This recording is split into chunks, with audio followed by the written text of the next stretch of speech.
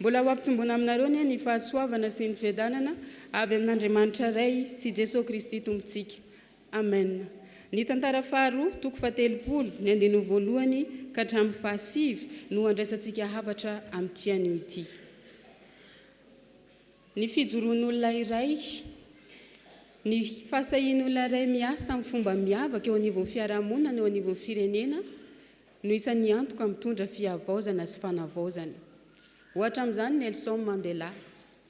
Sanjory izy manoloana ny ady tamin'ny fanavakavahana ara-poko, fa ihany koa manoloana ny fanjakazakana ara-politika, ara-tsosialy, ara-toe-karena izay nataony fotsoditra tamin'ny androny. Dia hitantsika tamin'ireny ny vokany ary mbola rentsika mandraka ankehitriny ny lazan'izany Nelson Mandela zany.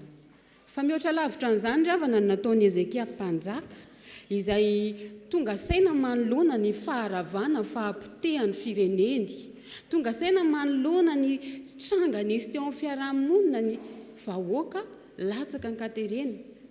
Dia nitodika tamin'Andriamanitra izy nanao fantsipivavahana Ezekia mpanjaka, nitaona ny olona hiverina amin'Andriamanitra indray.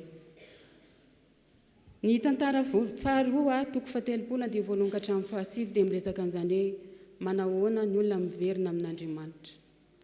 Dia izay no lohahevitra ho raisintsika amin'ity unité, ny olona miverina amin'Andriamanitra voalohany indrindra manova famindra. Andino fahafito mivaky toy izao amin'ny anaran'ny Tompo. Aza manahaka ny rainareo sy ny rahalahanareo izay nivadika tamin'i Jehovah Andriamanitry ny razana, ka dia natolo no figagana araka izao hitanareo izao izy. Amen. Raha atao bidika teny amin'izao fotoana izao io, dia tonga dia manao an'izao hoe mba mandraisa lesona ny amina azon'ny rainareo sy ny rahalahanareo. Aza mianatra ny nataony, fa mba miova famindra. Ny hoe mivadika eto dia milaza hoe tsy fitoerana mahatoky ao anatin'ny fanekena izay natao tamin'Andriamanitra. Ny fanekena nampifamatotra an'Andriamanitra sy ny olony dia izaho Andriamanitra reo, ianareo oloko, Andriamanitra ny tokony hotopoiny. Fa saingy tsy nanao izany reto olona reto, ary maika aza ambara eo amin'ny andiny voalohany ka hatramin'ny fahadimy eo, ny Pasika izay fahatsiarovana nanafahan'Andriamanitra azy ireo tamin'ny fanandevozana, tsy nitandremany akory arak'izay ambaran'ny lalàna. Tsy nanamasina ny tena ny falozany nanaraka Andriamanitra fa dia nanaraka ny fanao izao tontolo izao tamin'izany fotoana. Vokany ilay tokony sitraka amin'ny fiarovan'Andriamanitra, tsy sitraka fiarovan'Andriamanitra, lasa babo ny firenen-kafa. Lasa miparitaka ny rehetrarehetrana ny zanak'Israely izay fahiny, vao maheno fotsiny ny anaran'izany hoe Israely, mangovotra ny ray tanàna. Fa ankehitriny kosa lasa ohatra fampitandremana satria ringana, rava. Dia manamafy an'izany hoe rehefa isika no tsy mitandrina, tsy mankatoy ny tenin'Andriamanitra, ny lalàn'Andriamanitra, ny didin'Andriamanitra izay omeny antsika, rehefa isika ny tsy mitandrina amin'ny fanekena, ary rehefa isika ny tsy mety miverina amin'Andriamanitra, dia isika koa ilay ho rava ho potika ny hafarantsika ny fahafatesana. Ohatra fampitandremana ny hafa isika. Manamafy izany ny Lioka toko fahatelo ambin'ny folo andiny voalohany ka hatramin'ny fahadimy, perikopa miaraka amin'ity tantara faharoa ity. Ilay Galiliana izay natao fanatitra, ilay 20 matin'ny tilikambo, nataony Jesosy ohatra ireny, hoe tsy nareo nge ny marina e, tsy ireny nge ny tena meloko e, fa rehefa tsy hibebaka tahaka an'ireny koa nareo dia ho faty. Tonga tety ambony tany Jesosy Kristy Tompo ry havana hampibebaka antsika ny taona antsika hoe mibeba, miverena amin'Andriamanitra, mialany ratsy ary mino ny filazantsara an'Andriamanitra. Nandritra ny taona maro izay ny fankalazana izany Pasika izany satria ankalaza izany isika. Ny fankalazana izany Pasika izany nandritra ny taona maro. Somary hafakely ny mampiavaka amin'ny Pasika rehefa eto Madagasikara. Ny accident be dia be dia ny maty sy ny tropitaly no vaovao mameno ny tambazotra tserasera maro samihafa. Ny kristianina sasany mba mankalaza ny Pasika ihany, fa hidady arabe sy ny doany dia mbola vonjena hatrany.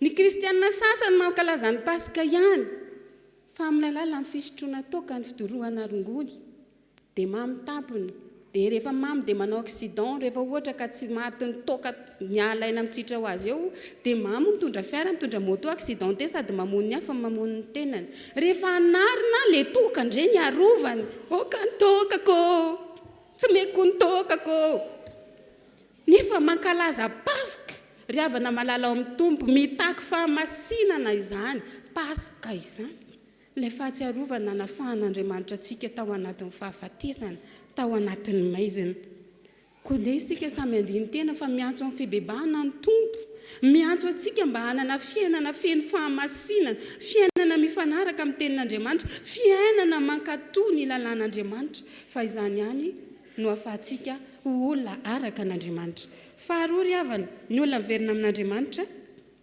misitraka ny famindrapony ny andininy fahasivy mivaky toy izao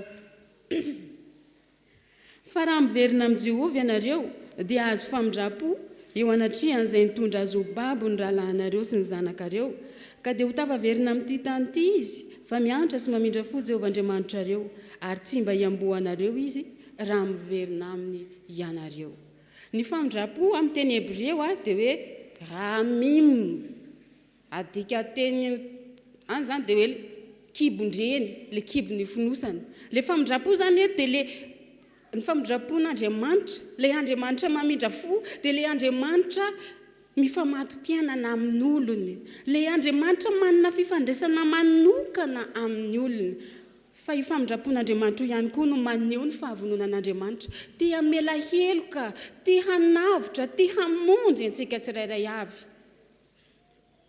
raha miverina amiko ianareo dia hamindra fo aho ary hamindra fo amin'ny rahalahinareo zay nalevo lasa babo nentina ho babo ny famindrapon'Andriamanitra rehefa miverina aminy isika tsy ho an'ny tenantsika irery fa tsy ho nisam-batan'olona ihany fa mipakatra amin'ny fiarahamonina amin'ny havatsika izay any alavitra any lavitra ara-batana mihitsy azy eto satria tany amin'ny fahababona ny sasany ny famindrapon'Andriamanitra no ahafahantsika misitraka izany fanatrehan'Andriamanitra zany ny ahafahantsika mahita ny tavan'Andriamanitra izany hoe mamela heloka antsika Andriamanitra ka mampisitraka antsika ny fitahiny ny fiarovany ny famonjeny ny fahavelomany dia hoy ny azan'ny apôstôly hoe miverena mibeba dia miverena mba hamonona ny fahotanareo ary mba hisy famelombelomana ho anareo amin'ny fanatrehan'ny tompo ry havana malala amin'ny tompo Jesosy Kristy le paska voavono ho antsika tsy isy tsony fa izy ihany voavono ho antsika mba hahatonga antsika olona afaka hahatonga antsika hanana fifandraisana velona amin'Andriamanitra hahatonga antsika olona afaka makeo amin'ny fanatrehan'Andriamanitra misitraka izany hoe fifandraisana amin'Andriamanitra ny fitahian'Andriamanitra ny fiarovan'Andriamanitra ny fiainana fiadanana miaraka amin'Andriamanitra izany ho avy ny andro amin'ny paska tahaka ny ahoana ny ankalazantsika tsirairay avy azy fa ho an'izay miverina amin'Andriamanitra hamindra fo aminao amin'ny ankohonanao amin'ny rahalahinao Jehovah Andriamanitra ao nisy tantara tahaka izao ry havana nitsindra nandalo taty pastera ny FJKM ray avy any Québec dia mitantara ny zavatra mitrangana izy dia misy zanaka misy malagasy mipetraka any dia miady amin'ny fanahy ratsy samihafa dia ao ny demoniaka be rehefa natao ny dinika sy ny fanadihadiana ay le ray aman-dreniny aty Madagasikara no manompo samby sady mitazona fanafody raha tsy mibebaka le ray aman-dreniny taty tsy afaka mihitsy le zanany tany Québec andeha samy andiny teny andreo dia noho ny amiko noho ny aminao no mahatonga an'le havantsika ny naninanany tsy ao tsara mibeba miverena amin'Andriamanitra fa Andriamanitra mamindra fo mamela heloka Andriamanitra tia hamelona antsika aza velan-dahady fotsiny ity paska ity mbola manana ray volana latsaka eritreretana tsara hanamasinana antsika ny tenantsika ataovy miavaka ny fankalazana ny fahatsiarovana ny fanavotan-dehibe izay nataon'i Jesosy ho antsika teo amin'ny hazo fijaliana. Ho an'Andriamanitra rery ny voninahitra. Amen.